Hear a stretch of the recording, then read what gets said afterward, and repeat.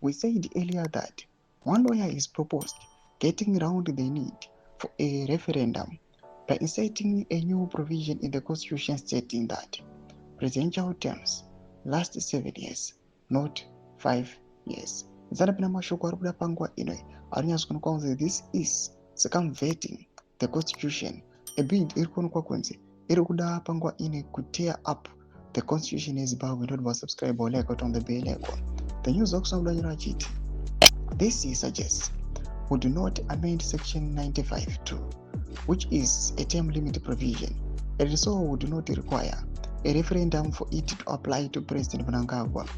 There are problems with the proposal. The word amend is defined very broadly in the constitution to include vary, alter, modify, add to, delete or adapt. A new section fixing 7-year presidential terms would certainly vary, alter, modify or adapt section 95(2). In fact, it would practically nullify it because while section 95 says presidential terms last for 5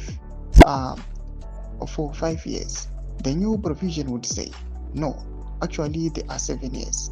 Hence, the new provision would amend the term limit provision and so could not apply to the incumbent president unless it was approved in the referendum.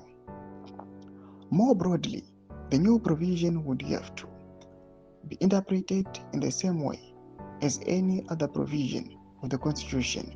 That is to say, it would have to be given a purposive and contextual interpretation which gives expression to the underlying values of the Constitution. Giving it a purposive interpretation, one would have to consider that the only purpose of the new provision would be to get around or circumvent section 328(7) of the Constitution. Hardly a legitimate purpose.